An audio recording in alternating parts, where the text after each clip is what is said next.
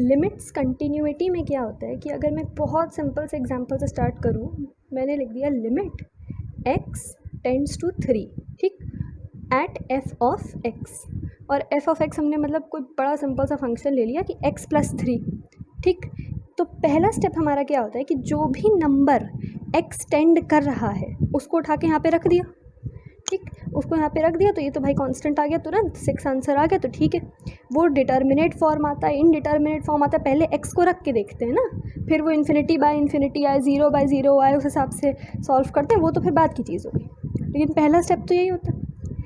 अब अगर वो पूछे कि तुमने x उठा के रख दिया, लेकिन ये बताओ कि x टेंड्स टू फलाने नंबर पे लिमिट एग्जिस्ट कर रही है कि नहीं कर रही है, तो उसका आंसर क्या होगा। अगर लिमिट में एक स्टेटमेंट लिखूँ कि अगर limit x tends to a, mathematically लिख देते हैं, limit x tends to a exists if and only if LHL is equal to RHL, ठीक, a plus h a minus h, ये स्टेटमेंट तो देख रखा होगा सबने, ये तो मतलब एकदम रटने वाला स्टेटमेंट है और यही कंफ्यूज भी करता है सबसे ज़्यादा। तो इसका मतलब क्या हुआ, ये h कहाँ से आ गया, पहली चीज़।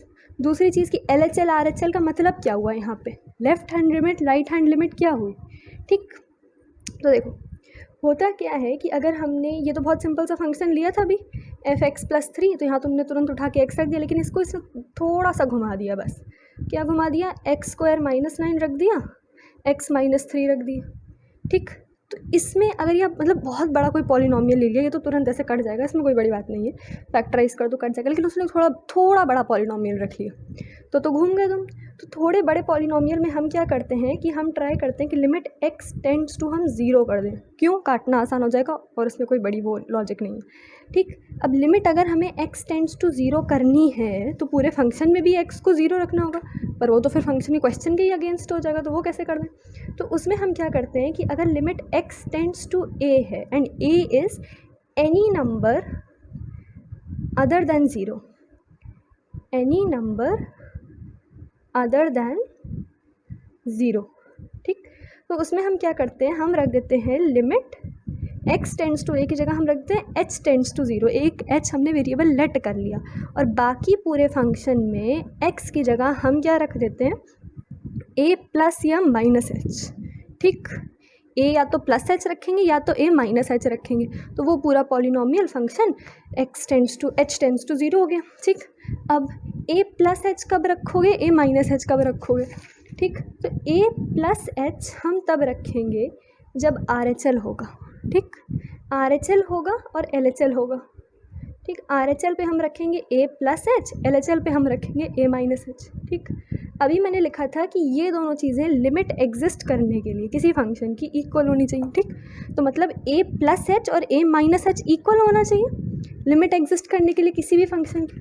तो अब इस लाइन का मतलब क्या हुआ, देखो नंबर लाइन पे देखते हैं। इस लाइन का मतलब बेसिकली ये हुआ कि अगर मैं लिखूँ यहाँ पे, चलो पहले कोई फंक्शन ले लेते हैं, अगर मैं यहाँ पे लिखूँ कि f(x स्क्वायर प्लस 1) हमारा क्वेश्चन है, ठीक, f(x स्क्वायर प्लस 1) है और इसकी जो लिमिट है वो टेंड कर रही है 1, ठीक, टूवर्ड्स 1।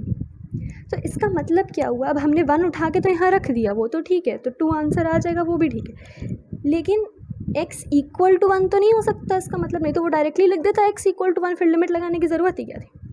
तो यहाँ पे इसको नंबर लाइन पे अगर मैं देखूँ तो ये 1 है, x टेंड टू 1 मतलब x कोशिश कर रहा है 1 बनने की, बेचारा बन नहीं पा रहा है। देखो अगर ये लेफ़्ट हैंड साइड से अप्रोच कर रहा है और ये राइट हैंड साइड से, दोनों तरफ से ये 1 बनने की कोशिश कर रहा है x, ठीक। अगर लेफ़्ट हैंड साइड से बनने की कोशिश कर रहा है और नहीं बन पा रहा है तो मतलब 1 से बहुत कम पे रह गया होगा, ठीक, 1 को क्रॉस करता तो 1 ही ना बन जाता। और राइट हैंड साइड से 1 बनने की कोशिश कर रहा है तो मतलब थोड़ा सा ज़्यादा बन के रुक गया होगा, 1 से कम हो रहा है, कम हो रहा है। देखो यहाँ पे 2 था, यहाँ पे 1.99 हुआ, 1.8 हुआ, 1.7 और ऐसा थोड़ा थोड़ा एकदम, तो कहाँ रुक गया, 1 से थोड़े से ज़्यादा पे, ठीक। तो इसको हमने बोल दिया कि ये 1 प्लस है और इसको हमने बोल दिया कि 1 माइनस है, -1 नहीं 1 माइनस, ठीक है, -1 रख दोगे तो पूरा सवाल ही उलट जाएगा। ठीक। तो यहाँ पे हमारा क्या था, x टेंड्स टू 1। ठीक, अब देखो रख के देते हैं, अगर x जो है इस साइड से 1 बनने की कोशिश कर रहा है, मतलब लेफ्ट हैंड साइड से अगर वो 1 बनने की कोशिश कर रहा है, तो वो कहाँ आके रुक जाएगा, 0.999999 समथिंग समथिंग समथिंग पे आके रुक जाएगा। ठीक, तो LHL अगर मैं देखूँ 0.9999 something something something x square, मतलब x को अगर मैं रख दूँ 0.9999 और +1 कर दूँ, ठीक, तो उसका आंसर क्या आ जाएगा, उसका आंसर 2 बनते बनते रह जाएगा। भाई अगर x इक्वल टू 1 पे f(x) का आंसर 2 आ रहा है, तो 0.99 पे वो 2 बनते बनते रह जाएगा, means 1.99 approximate equivalent to 1.9999 something something. ठीक, मीन्स अप्रॉक्सीमेटली इक्वल टू किस पे आके रुक जाएगा, वो 1.999999 समथिंग समथिंग समथिंग 2 बनते बनते रह जाएगा। ठीक है, फिर अगर देखो राइट हैंड साइड से अगर वो x जो है 1 बनने की कोशिश कर रहा है, तो वो कहाँ आके रुक जाएगा, वो आके रुक जाएगा समवेयर अराउंड 1.00000001। ठीक, अप्रॉक्सीमेटली इक्विवेलेंट टू। ठीक, तो अगर ये इसको मैं x पुट कर दूँ अब की बार, ठीक, राइट हैंड साइड से जब अप्रोच करेगा इसको मैं x पुट कर दूँ, तो ये कहाँ आके रुक जाएगा, इसका आंसर रुक जाएगा समवेयर अराउंड 2.000000 मतलब समथिंग समथिंग 1, ये यहाँ आके रुक जाएगा। तो जब लेफ़्ट हैंड से अप्रोच करने की कोशिश कर रहा था, जब वो 1 से थोड़ा सा कम बचा था या 2 से थोड़ा सा कम बच के आंसर आया था, तो वो आंसर आया था 1.99 समथिंग समथिंग समथिंग। और RHL से मतलब जब राइट हैंड से वो 1 बनने की कोशिश कर रहा था, तब हमारा आंसर आ गया था 2.000000 समथिंग समथिंग, बहुत सारा, मतलब नॉन टर्मिनेटिंग नंबर ले लो। तो इन दोनों चीज़ों को मैं लिख सकती हूँ कि दोनों अप्रॉक्सीमेटली इक्विवेलेंट टू 2 हैं। तो मतलब LHL भी हमें अप्रॉक्सीमेटली इक्वल टू 2 ही दे रहा है और RHL भी हम अप्रॉक्सीमेटली इक्वल टू 2 ही दे रहा है हमें। ठीक, तो ये दोनों चीज़ें हमें एक ही आंसर दे रही हैं ना। देखो लिमिट्स में अप्रॉक्सीमेशन लेना ही पड़ेगा, तो ये दोनों चीज़ें हमें एक ही आंसर दे रही है, मतलब यहाँ पे लिमिट एग्जिस्ट कर रही है ना। सिंपल सी बात है, जब ये दोनों चीज़ें एक ही आंसर दे रही हैं तो मतलब यहाँ लिमिट एग्जिस्ट करेगी। तो RHL और LHL जब हमें ये आंसर देगा, ठीक, तो मीन्स लिमिट एग्जिस्ट्स हियर। अब जो हमारा मेन पॉइंट था वो था कि जब हम h टेंड्स टू 0 वाला कॉन्सेप्ट लगाते हैं, ठीक, मतलब यहाँ तो बहुत सिंपल सा पॉलिनोमियल है, तो हमने रख दिया x इक्वल टू 1। अब देखो अगर जैसे हम h टेंड्स टू 0 वाला कॉन्सेप्ट लगाते हैं, तो इसको अब h टेंड्स टू 0 वाले पे लिखते हैं, तो LHL is equal to RHL। ठीक, हमने पहले क्या लिखा था कि a माइनस h होगा यहाँ पे। ठीक, a माइनस h होगा, क्यों, क्योंकि अभी मैंने बताया ना वो नंबर कहाँ रुका था, जब लेफ़्ट हैंड साइड से अप्रोच कर रहा था, तो वो नंबर कहाँ रुका था, कि वो नंबर रुका था समवेयर अराउंड 1.999, मतलब कितना कम, देखो 2 से कितना कम है, 0.00001 समथिंग, मतलब इक्विवेलेंट टू 2 कम है ना, इक्विवेलेंट टू 0 कम है किससे, 2 से, तो 1.9999 आंसर। तो ये जो चीज़ है इसी को हमने लेट कर लिया h। ठीक, और जब वो RHL पे था, मतलब जब वो राइट हैंड साइड से 1 बनने की कोशिश कर रहा था, तो हमारा आंसर क्या रहा था 2.0000 समथिंग समथिंग समथिंग 1। तो अब ये चीज़ 2 से कितनी बड़ी है, चीज़ 2 से इक्विवेलेंट टू 0 बड़ी है भाई, कितनी बड़ी है 0.00000001 समथिंग, तो इक्विवेलेंट टू 0 बड़ी है। तो इसी चीज़ को हमने लिख दिया क्या, a प्लस h।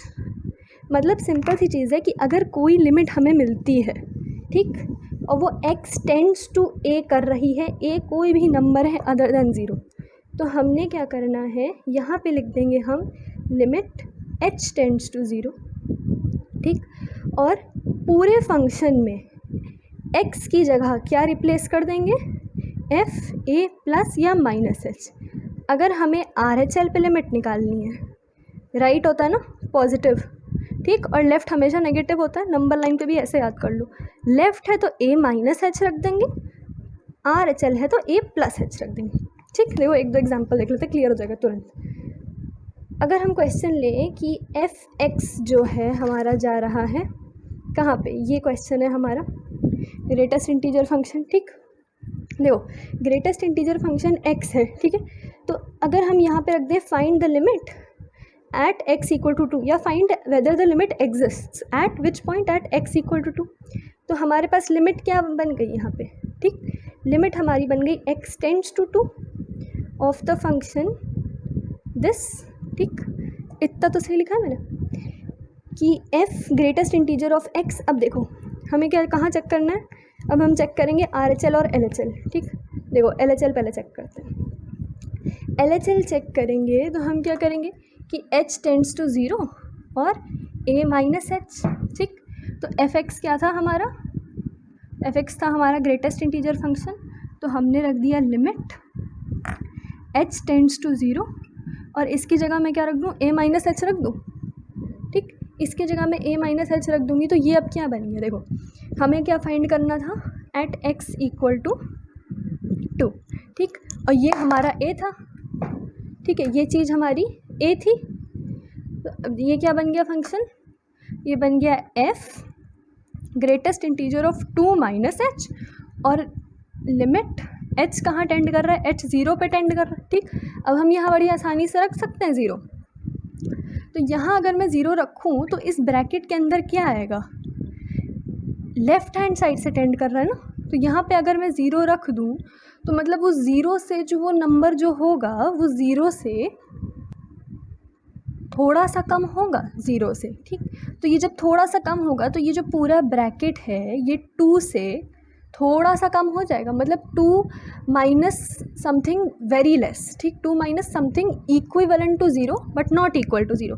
तो अब ग्रेटेस्ट इंटीजर के अंदर मैं कोई भी चीज़ रख लूँ, 1.9999 भी रख लूँ, तो इसका ग्रेटेस्ट इंटीजर तो इसका ग्रेटेस्ट इंटीजर कितना आ जाएगा, देखो इसका ग्रेटेस्ट इंटीजर आ जाएगा, अगर मैं यहाँ ब्रैकेट में ये भी रख लूँ क्या 1.9999 समथिंग समथिंग भी रख लूँ तो इसका ग्रेटेस्ट इंटीजर आ जाएगा 1। ठीक, ऐसे ही RHL में मुझे क्या रखना था, RHL में a प्लस h रखना था, तो हमारा जो पूरा ब्रैकेट है वो बन जाएगा 2 प्लस h और h जो है हमारा 10 टू 0 कर रहा है, तो जैसे वो पूरा ब्रैकेट 2 से थोड़ा सा कम आ गया था, ये पूरा ब्रैकेट 2 से थोड़ा सा ज़्यादा आ जाएगा। ठीक, तो अगर ग्रेटेस्ट इंटीजर फंक्शन के अंदर कोई भी चीज़ 2 से थोड़ी सी ज़्यादा है, ठीक 2.0000 समथिंग समथिंग 1 भी है। ठीक, तो ये जो पूरा ब्रैकेट है इसका आंसर 2 आ जाएगा, मतलब हमारी जो LHL थी वो 1 आ रही थी और जो हमारी RHL है वो 2 आ रही है। ठीक, तो ये दोनों चीज़ें हमें सेम आंसर तो दे नहीं रही, मतलब यहाँ पे क्या हो जाएगा, लिमिट डज नॉट एग्जिस्ट हो जाएगा। ठीक, ये तो आंसर कंफर्म है ना, यहाँ अप्रॉक्सीमेशन नहीं लिया, ग्रेटेस्ट इंटीजर फंक्शन के अंदर ज़रा सा भी बड़ा नंबर रखोगे तो आंसर 2 आ जाएगा। ठीक, यहाँ तो अप्रॉक्सीमेशन नहीं लिया हमने। ठीक, एक क्वेश्चन और देखो। ठीक, यहाँ पे क्या होता है, f(x) इक्वल टू 1/x। अब यहाँ पे वो कह रहा है कि फाइंड कर लो एट x इक्वल टू 0, तो ये तो उसने हमें सिंपल करके दे दिया। ये जो लिमिट है ये यहाँ पे टेंड कर रही है h इक्वल टू 0 और हमारा जो a है वो भी 0 ही है, तो यहाँ पे सिंपल सा हमने रख दिया कि f जो है 0 प्लस h किसके लिए, RHL के लिए। 0 प्लस h जब हमने रखा हमारा आंसर क्या आ जाएगा, अच्छा 1/x है तो 1/0 प्लस h और h भी हमारा 0 को टेंड कर रहा है, तो अप्रॉक्सीमेटली इक्वल टू इसका आंसर 0 आ जाए, 1/0 आ जाएगा। 1/0 क्या होता है, इन्फिनिटी। ठीक, 1/0 इन्फिनिटी होता है। ऐसे ही अगर किसके लिए, LHL के लिए रखें, ठीक, तो ये हो जाएगा 1/0 माइनस h। देखो LHL के लिए अगर मैं रखूँ तो ये चीज़ आ जाएगी हमारी 1/0 माइनस h।